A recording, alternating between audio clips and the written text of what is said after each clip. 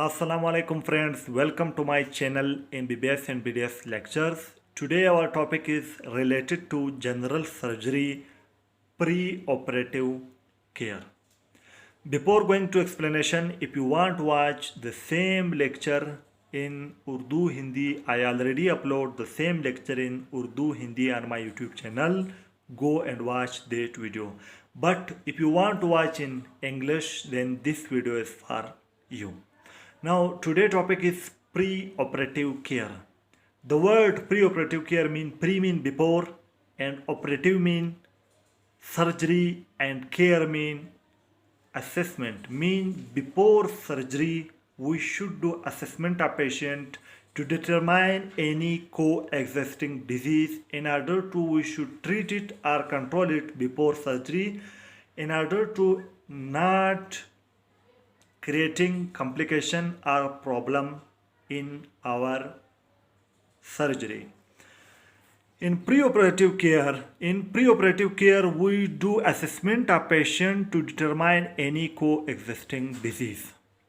In preoperative care, every patient must pass through history, examination and investigation process in order to we determine any coexisting disease and treat it or control it before surgery in order to not interfere in our surgery process.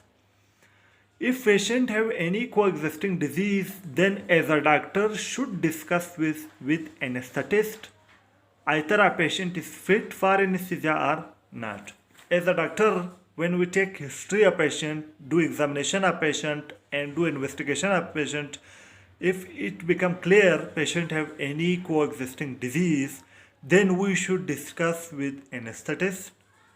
Then anesthetist then we discuss with anesthetist, and it is responsibility of anesthetist to declare it either a patient is fit for anesthesia or not.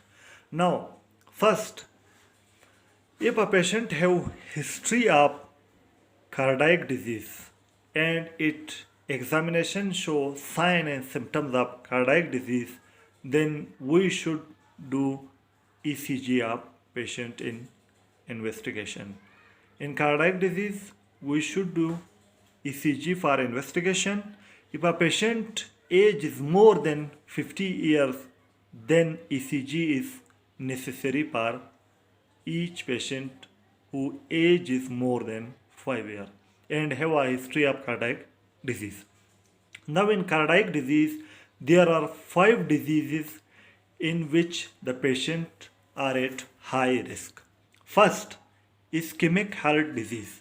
If patient have ischemic heart disease, then we should do ECG of patient. Number 2, myocardial infarction. If a patient have history and examination and investigation clear that patient is suffer from myocardial infarction, then there will be high chances of reinfarction during surgery. Then we should do surgery of patient after 6 months of MI treatment. First, for example, today a patient done a treatment of myocardial infarction, then we should wait for next 6 year after next 6 month. After 6 month, we should do a surgery of myocardial infarction patient. If patient do treatment today of myocardial infarction and after next 1 days or 2 days or 3 days we do surgery of that patient, there will be high chances of reinfarction. Reinfarction chances high, then we should do surgery after 6 months of myocardial infarction treatment.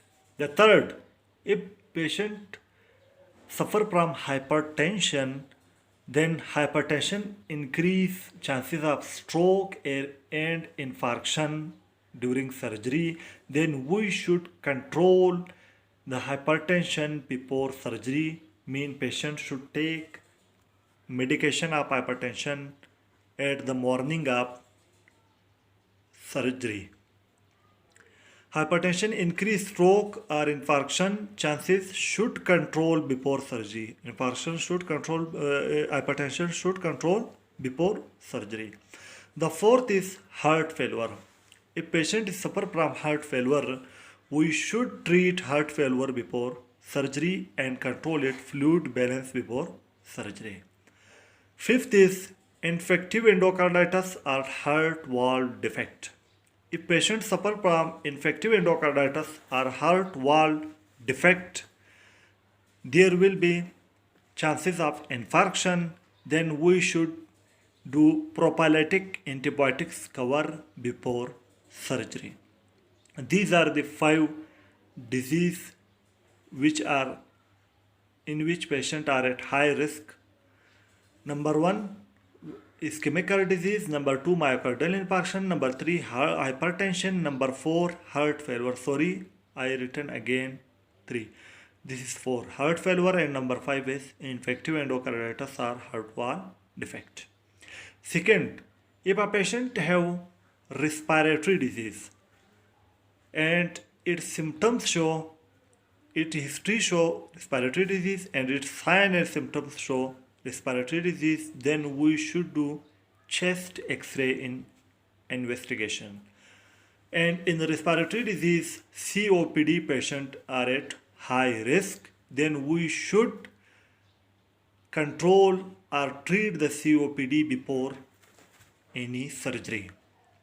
If a patient have COPD, pre-surgical treatment of COPD is necessary. First we treat the COPD, control the COPD, then we do surgery of patient. Third is diabetes. If a patient is suffer from diabetes, then this patient should take medication at the morning of surgery day. If a patient is suffer from type 2 diabetes mellitus, it should take drugs like sulfonylurea at morning of surgery day. If a patient is suffer from type 1 diabetes mellitus, it should take intramuscular insulin before surgery. In diabetes, take drug at morning of surgery day orally, or we should give to patient intravenous dextrose or short-acting insulin. Fourth is coagulation disorder. If a patient is suffer from coagulation disorder like deep venous thrombosis, this patient is at high risk to develop pulmonary embolism during surgery.